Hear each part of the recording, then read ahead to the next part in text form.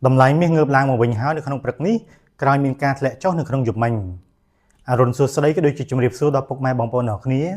Được không video này phong đá khi mà thua ca update được đầm lái miếng, cái đôi chỉ đầm lái prak, nợ prak ngay tim mà phơi bầm muối, khai say há năm pi pom mà phơi bầm muối.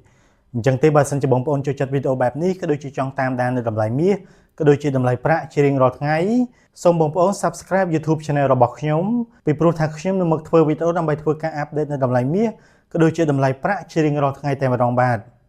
Nước không bật ní phong đá đầm lái miếng ban trò lóc mặc bẩn to thua ca họ lang chỉ bật to bật top. Cài miếng cát lẹ cho bẩn tích nước không chụp mình. Họ đầm lái trong cào được xem ăn cho tơ mơ nước không bật ní cứ miết thân nước không đầm lái buôn pón của mùi rồi chất sập bay $ក្នុងមួយ ounce ឬបើសិនជាគិតជាតម្លឹងគឺស្មើនឹង$5630ក្នុងមួយតម្លឹងឬស្មើនឹង$563ក្នុងមួយជីផងដែរបងប្អូនទាំងអស់គ្នា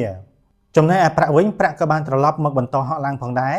ហើយតម្លៃចុងក្រោយដែលខ្ញុំបានចូលទៅមើលនេះគឺប្រាក់ស្ថិតនៅក្នុងតម្លៃ$68ក្នុងមួយ ounce ឬបើសិនជាគិតជាតម្លឹងគឺស្មើនឹង$81ក្នុងមួយតម្លឹងឬស្មើនឹង$8.1ក្នុងមួយជីហើយបើសិនជាគិតជាគីឡូក្រាមគឺស្មើនឹង$2185ក្នុង1គីឡូក្រាមផងដែរបាទយើងចាំមកមើលថាតើនៅក្នុងថ្ងៃនេះតម្លៃមាសក៏ដូចជាតម្លៃប្រាក់នៅតែបន្តហក់ឡើងទៀតដែរឬទេឬក៏មានការធ្លាក់ចុះមកវិញខ្លះហើយបើសិនជាមានការអាប់ដេតឬក៏ការប្រែប្រួលណាមួយខ្ញុំនឹងមកធ្វើវីដេអូដើម្បីធ្វើការអាប់ដេតដល់បងប្អូនទាំងអស់គ្នានៅក្នុងវីដេអូក្រោយបន្ថែមទៀតបាទសូមអរគុណច្រើនបងប្អូនទាំងអស់គ្នាសម្រាប់ការគាំទ្រក៏ដូចជាតាមដានវីដេអូរបស់ខ្ញុំតាំងពីដើមរហូតដល់ចប់បើសិនជាបងប្អូនគិតថាវីដេអូនេះមានប្រយោជន៍ហើយបងប្អូនជួយចុចវីដេអូបែបនេះសូមបងប្អូនជួយចុច like ចុច share ដើម្បីឲ្យបងប្អូនយើងផ្សេងទៀតក៏បានឃើញផងហើយបើសិនជាបងប្អូនមានមតិយោបល់ឬក៏ការយល់ឃើញបែបណាបងប្អូនអាចធ្វើការ comment នៅក្រោមវីដេអូរបស់ខ្ញុំនេះបានបាទ